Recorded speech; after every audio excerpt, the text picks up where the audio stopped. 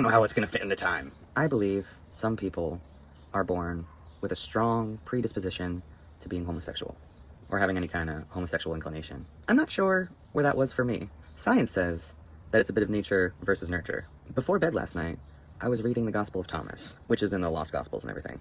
And the main message is that it's about the personal relationship with Christ. When I was young, I had a very strong relationship with Christ.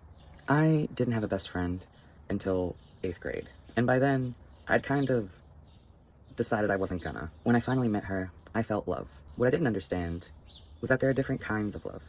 And maybe in the 50s, we would have called each other sisters. But in the 2000s, on the internet, and especially in anime fandoms, queerness was kind of on the rise, and I knew I loved her. And so we kind of talked about it, and then we kissed. And that was my first kiss. A girl. It was consensual, for 14-year-olds. And it was intense, it was codependent. We spent every day together. And then we crashed and burned. And I had fallen. I didn't believe that God was capable of making me feel that depressed in that breakup. It was like going sober against your will.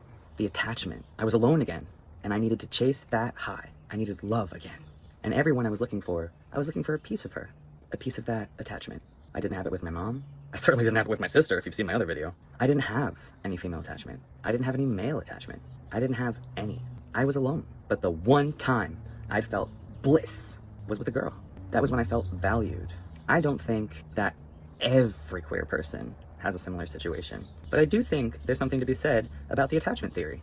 I ended up with a male. We started out a male and FTM, then FTM MTF, then 2 non-binary people, and at this point, we're kind of just 2 parents with our baby. And it's beautiful, and it's right, and it feels right. And what I was looking for was someone gentle, someone who would hear me, someone who would see me for who I am and not walk away. And that's what I found in 2019. And my son came in 2024. And we waited so long because I was so sure I would be alone again. I didn't have that trust. I didn't have that faith that I was worth it to be a parent. I didn't think I could handle it, but I can. And I'm doing great. And I believe that this is the plan that God had for me. And I think everyone is entitled to the chance to see what God had designed for them. And you don't have to take it. You don't have to be Christian. I wish you would be. I wish you would give them a chance. But it has to be your choice. And I hope that this context helps someone out there. That they see you were enough the whole time.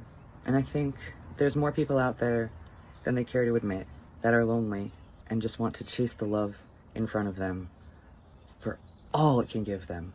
But there is a deeper love that comes with the design that I've personally discovered, and many others have. If you want to consider it, and it's not right for you, that's okay. You are loved, and I hope you find the love that works for you.